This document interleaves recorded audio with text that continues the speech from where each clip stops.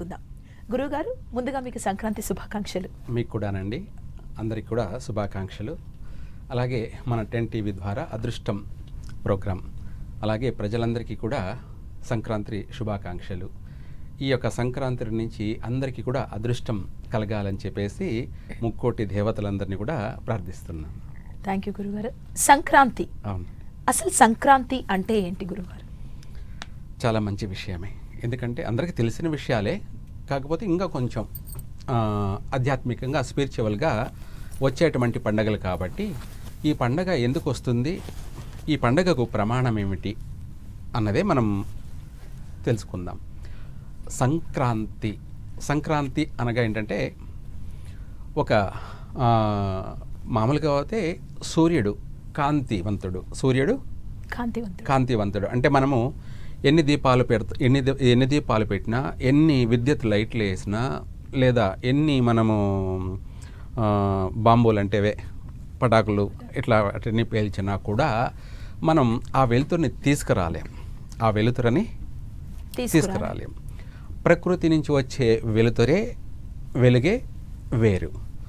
ఆ వెలుతురు, ఆ వెలుగు అన్నది సూర్యుడు దక్షిణాయనంలో నుంచి ఉత్తరాయణంలోకి ప్రవేశిస్తూ ఒక వైబ్రేషన్ అనేది తీవ్రంగా, అంటే అత్యంత వెలుగును తీసుకొస్తూ రాత్రివేళ మకర రాశి ఉండగా ఆ మకర రాశిలో ఉత్తరాషాఢ నక్షత్రంలోకి ప్రవేశించడం,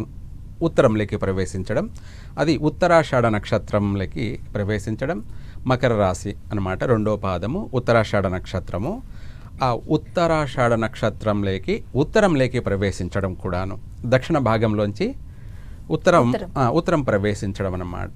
ఆ ప్రవేశించే దాన్ని ఇక్కడి నుంచి ఎండలు అధికం అన్నమాట. ఇక్కడి నుంచి ఇంక నుంచి స్టార్ట్ ప్రారంభం. అంటే ఆయన ఒక సూర్యుడు కూడా కొంచెం దగ్గరగా రావడము, మకర రాశిలోకి ప్రవేశించడము, ఆ యొక్క సూర్యుని వెలుగు అనేది ఉష్ణం అనేది ఎక్కువగా వైబ్రేషన్ కావడం, వేడి. తద్వారా ఇక్కడి నుంచి మనకు ఎండాకాలం అనేది ప్రారంభం. ఎండాకాలం అనేది చలిపోతూ ఎండలు అనేది ప్రారంభం.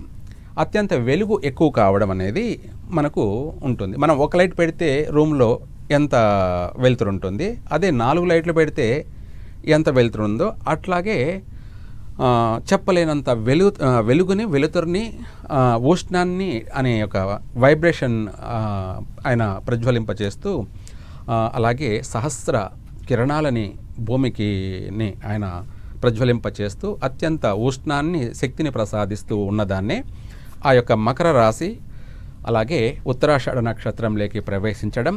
అది మామూలుగా ఎప్పుడైనా వీలైనంత వరకు రాత్రి ఉంటుంది. ఈశ్వరికి ఏమైందంటే పగలు వచ్చింది. అయితే దాన్ని సంక్రాంతి, మకర సంక్రాంతి, మకర రాశిలోకి ప్రవేశించడాన్నే మకర సంక్రాంతి. సూర్యుడు రాత్రి వేళ ప్రవేశిస్తుంటాడు కాబట్టి అధికంగా ఎక్కువ శాతం ఈశ్వరికి పగలు ప్రవేశించాడు. అయితే ఇది పగలు అన్నగా ఏంటంటే ఈ సంవత్సరం కాస్త గడ్డు కాలమే.